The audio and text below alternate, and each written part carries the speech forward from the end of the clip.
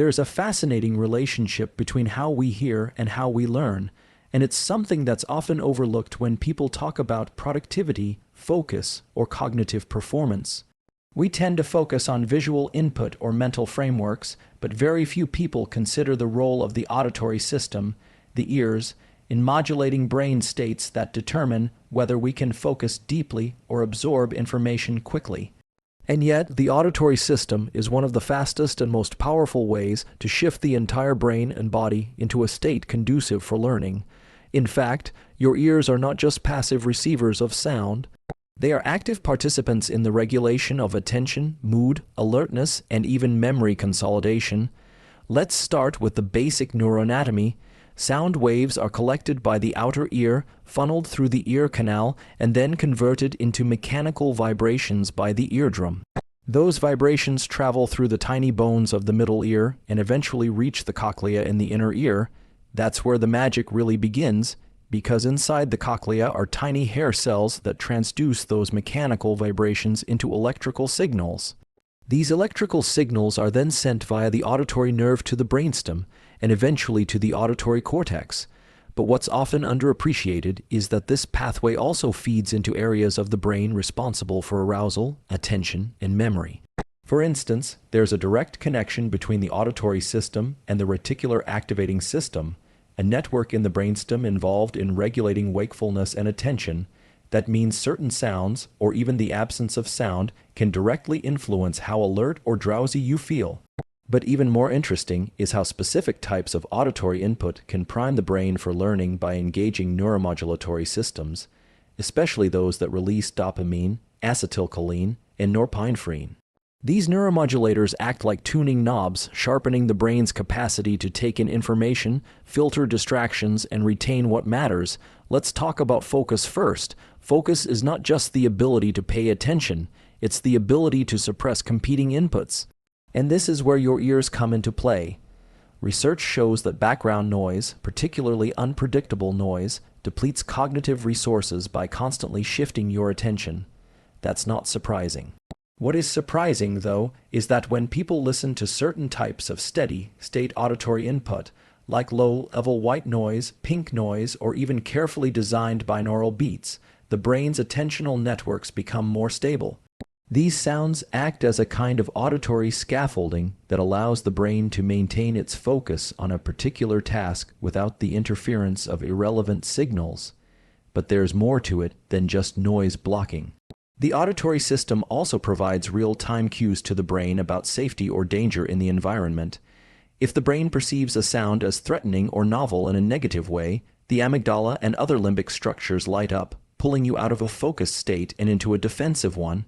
However, when the brain perceives auditory input as calming or familiar, it downregulates the sympathetic nervous system and allows the prefrontal cortex, the seat of planning, decision, making, and high-level learning to come back online. This is why listening to instrumental music you're already familiar with can help some people focus better than silence or unfamiliar tracks. The brain isn't spending any resources processing the novelty. Instead, it settles into a predictable rhythm that supports cognitive control. Now let's move to learning. Learning isn't just about taking in information. It's about encoding, consolidating, and being able to retrieve it later. And all of these stages are influenced by your level of arousal. Here's where the auditory system becomes particularly important. The brain has evolved to associate certain sounds with high alertness. Think of a baby crying, an alarm clock, or someone calling your name. These sounds immediately increase norepinephrine and acetylcholine in the brain, which in turn enhance synaptic plasticity, the ability of neurons to strengthen their connections.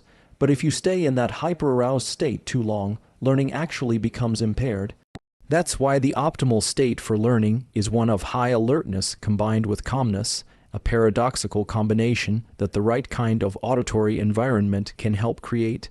There's compelling evidence now that rhythmic sound can synchronize brain activity across different regions. This phenomenon is called neural entrainment. When you listen to a steady beat, especially in the theta or alpha frequency ranges, roughly 4 to 12 Hz, the brain begins to synchronize its electrical activity with that rhythm. This synchronization promotes a state of relaxed attention, which is ideal for learning new information and forming memories. It's not a coincidence that many traditional learning environments, like religious chanting, meditation, and certain classical compositions, use rhythm and repetition to optimize mental receptivity. Interestingly, the ears also influence how well we sleep, and sleep is crucial for memory consolidation. Auditory stimulation during sleep, like pink noise played at specific intervals, has been shown to enhance slow, wave sleep, which is the phase most closely linked with memory consolidation and cognitive recovery.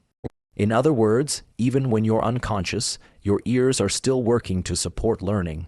They're monitoring the environment, modulating brain waves, and determining how deeply you rest and how well your brain reorganizes information from the day. So if you're trying to learn faster or retain more, it's not just about what you read or how many hours you spend. It's also about the auditory environment you're in. Are you bombarding your system with chaotic noise, or are you creating a sonic landscape that supports focus and plasticity? Are you using your ears as tools to guide your internal state, or are you ignoring them completely? There's also a fascinating interplay between the auditory system and the vestibular system, which controls balance and spatial orientation. These systems are anatomically close and functionally intertwined. The act of moving through space while hearing directional sound, such as walking outside while listening to ambient sounds, can engage deeper neural processing than sitting still and reading. Movement paired with sound stimulates both attentional and motor circuits, creating a richer, more embodied learning experience. This is why some people find they think better while walking, or why they retain more when they listen to podcasts on the move.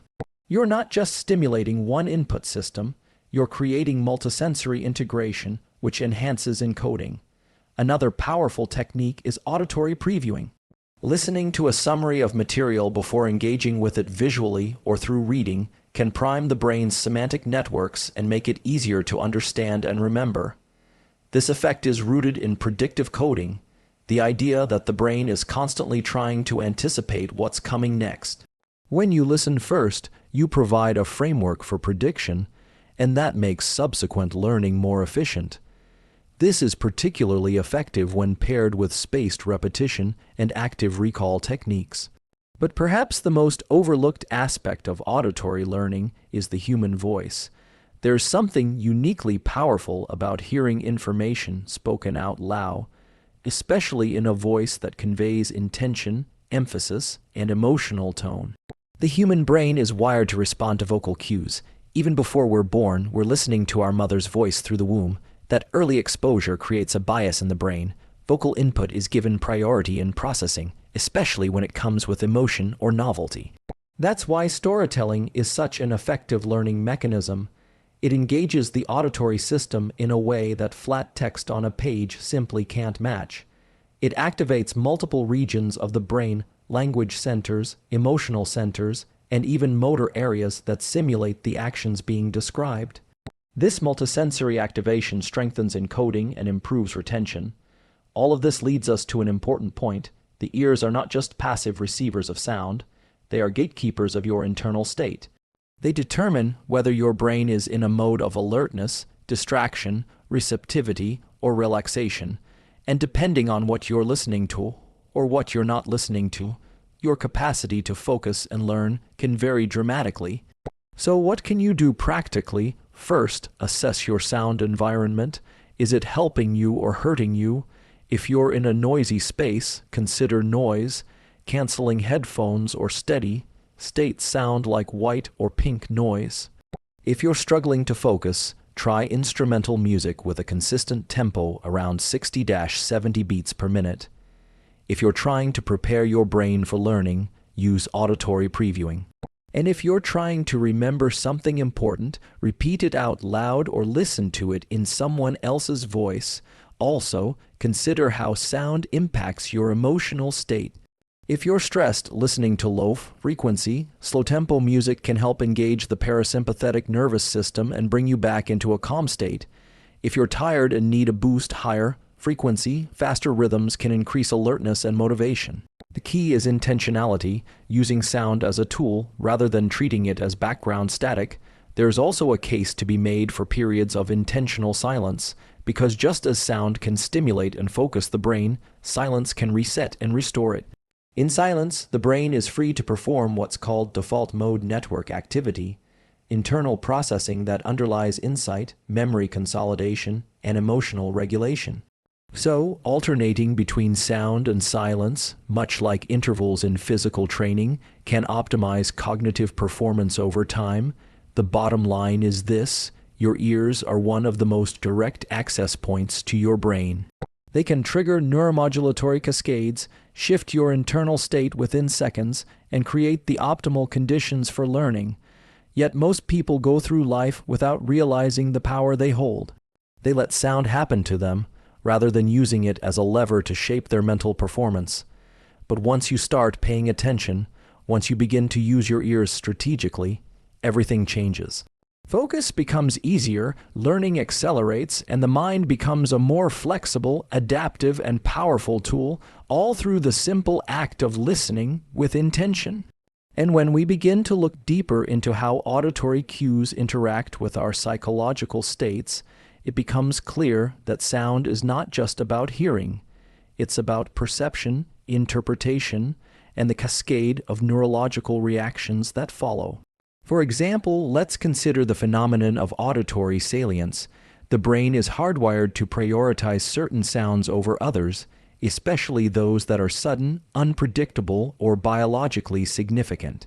This is a feature of the brain's threat detection system, and it serves an evolutionary purpose, but in modern environments, it can become a liability. Think of an open, plan office, a crowded cafe, or even a home with a TV in the background. These environments present constant, unpredictable auditory stimuli that hijack our attention. Your ears may seem passive in those moments, but your brain is in a constant state of alertness, scanning for patterns or danger. Every time a chair scrapes, someone coughs, or a phone vibrates, your attentional systems are momentarily diverted. These distractions accumulate and severely tax the brain's executive function, leading to reduced cognitive control, increased fatigue, and slower learning rates. In contrast, structured auditory input, like certain frequencies or rhythmic patterns, can have the opposite effect. It can anchor the mind, suppress the noise, and guide attention where it needs to go. In clinical contexts, this understanding has been leveraged to develop auditory training programs for individuals with ADHD, auditory processing disorders, and even early-stage dementia. What these interventions show is that sound has the power to shape cognition at a foundational level. It can rewire the way the brain filters information, encodes experience, and retrieves stored knowledge, but it's not just clinical populations that benefit. High performers, whether athletes, artists, or entrepreneurs, are increasingly using sound as a performance-enhancing tool. This is not about music as entertainment. This is about sound as neuromodulation. For example, many elite professionals use auditory cues to create neural associations that prime them for action. A specific soundtrack played before every deep work session, a binaural beat track reserved for strategic thinking, or ambient nature sounds that signal the transition into rest. All of these create patterns that the brain learns to associate with particular cognitive states. This conditioning is a form of Pavlovian learning, where the brain begins to associate specific sounds with specific internal states. Over time, just hearing the familiar input can bring the brain into the desired mode without any conscious effort. The implications of this are profound, especially for people trying to build consistent habits, increase productivity, or optimize their learning routines. You're not just creating an external environment that supports focus, you're building internal neural maps that make that focus easier to access in the future. And we can take this even further when we understand the bilateral nature of auditory input. Unlike vision, which is mostly processed contralaterally, left visual field to right brain, and vice versa, auditory input is processed bilaterally. That means both hemispheres of the brain receive signals from both ears, though with varying timing and intensity. This bilateral input plays a crucial role in spatial localization, but it also affects hemispheric synchronization. Certain auditory training methods use this bilateral input to synchronize left and right brain activity, which can result in improved mood, greater coherence of thought, and even faster problem solving. Consider also the role of auditory learning in language acquisition. From infancy, we acquire language through sound. Long before we understand grammar or syntax, we absorb rhythm, tone, and phonemic structure through repeated exposure. This process doesn't stop in childhood. Even as adults, the auditory pathway remains one of the most effective routes for language learning. People who immerse themselves in listening through podcasts, conversations, or audio books tend to pick up linguistic structures faster than those who rely solely on written material. That's because sound engages both conscious and subconscious processes. It creates a real-time, flowing context for information, whereas written words are static and disembodied. Sound also carries emotional content in a way that visual text does not. Inflection, pace, and intensity all signal to the brain what is important. This emotional salience activates deeper memory encoding pathways, particularly in the hippocampus and amygdala. That's why we remember stories told with passion better than monotone lectures. That's why we remember a teacher's voice years later, but may forget what was written on the board. When you learn through sound, you're not just taking in facts, you're encoding experiences. Now, if we pivot to social cognition, the auditory system plays an equally important role. Our ability to read others, to empathize, and to interpret social context is tightly linked to our sensitivity to vocal tone, pitch, and timing. People with impaired auditory processing often struggle in social situations, not because they lack emotional intelligence, but because they're not receiving the full data set. Voice carries micro-expressions, shifts in tone that signal sarcasm, sincerity, excitement, or doubt. Our brains are tuned to these signals and they influence how we respond in real time. In that sense, the ears are not just gateways to the mind, they're antennas for human connection. So when we talk about better learning and sharper focus, we can't leave out the social dimension. Group learning environments, whether in classrooms, meetings, or collaborative teams, are shaped by auditory dynamics. The way someone speaks, the background sounds present, the rhythm of conversation. All of these affect how well information is received, processed, and remembered.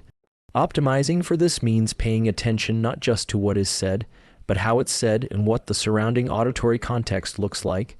There is also an evolutionary reason for all of this. Long before humans developed written language, we passed down knowledge orally.